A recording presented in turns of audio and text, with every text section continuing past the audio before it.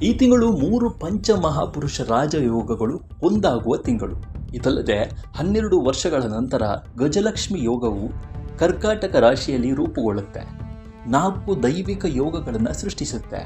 ವಾಸ್ತವವಾಗಿ ಜೂನ್ ಆರಂಭದಿಂದ ಗುರುವು ತನ್ನ ಉತ್ತುಂಗ ರಾಶಿಯಾದ ಕರ್ಕಾಟಕ ರಾಶಿಯಲ್ಲಿ ಸಾಗುತ್ತದೆ. ಆದರೆ ಬುಧವು ತನ್ನದೇ ಆದ ರಾಶಿಯಾದ ಮಿಥುನ ರಾಶಿಯಲ್ಲಿ ಸಾಗುತ್ತೆ. ಭದ್ರ ಮತ್ತು ಹಂಸ ಪಂಚ ಮಹಾಪುರುಷ ರಾಜಯೋಗಗಳನ್ನು ಸೃಷ್ಟಿಸುತ್ತೆ. ಮೇಷರಾಶಿಯಲ್ಲಿ ಮಂಗಳನ ಉಪಸ್ಥಿತಿಯು ರುಚಕ್ ಪಂಚ ಮಹಾಪುರುಷ ರಾಜಯೋಗಗಳನ್ನು ಸೃಷ್ಟಿಸುತ್ತೆ. ಇದಲ್ಲದೆ ಜೂನ್ನಲ್ಲಿ ಕರ್ಕಾಟಕ ರಾಶಿಯಲ್ಲಿ ಶುಕ್ರನ ಸಂಚಾರವು ಗಜಲಕ್ಷ್ಮಿ ರಾಜಯೋಗಗಳನ್ನು ಸಹ ಜಾರಿಗೆ ತರುತ್ತೆ. ಇದರಿಂದ 4 ರಾಶಿಗಳಿಗೆ ಬಹಳ ಒಳಿತಾಗುತ್ತೆ ಅಂತ ಹೇಳಲಾಗ್ತಾ ಇದೆ. ಆ 4 ರಾಶಿಗಳು ಯಾವುದು ಅಂದರೆ, ಮೊದಲನೇದಾಗಿ ಮೇಷರಾಶಿ. ಮೇಷರಾಶಿಯು ಸ್ಥಳೀಯರು ಜೂನ್ನಲ್ಲಿ ರುಚಕ್ ರಾಜಯೋಗದಿಂದ ಅಪಾರ ಪ್ರಯೋಜನಗಳನ್ನು ಅನುಭವಿಸ್ತಾರೆ.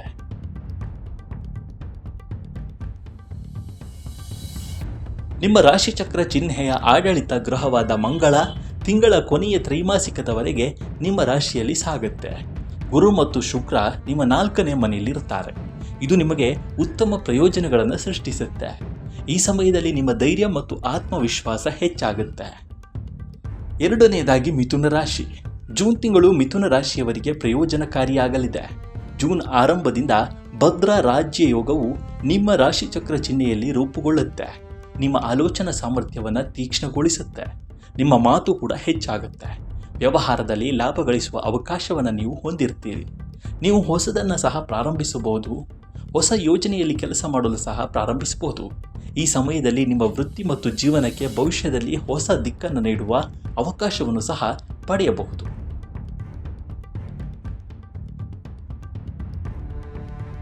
ಇನ್ನು ಕರ್ಕಾಟಕ ರಾಶಿ. ಕರ್ಕಾಟಕ ರಾಶಿಯವರಿಗೆ ಗುರುವಿನ ಸಂಚಾರವು ಈ ರಾಶಿಯಲ್ಲಿ ಆಶೀರ್ವಾದದಾಯಕವಾಗಿರುತ್ತೆ. ನಿಮ್ಮ ಧಾರ್ಮಿಕ ಮತ್ತು ಆಧ್ಯಾತ್ಮಿಕ ಭಾವನೆಗಳು ಪ್ರವರ್ಧಮಾನಕ್ಕೆ ಬರುತ್ತವೆ.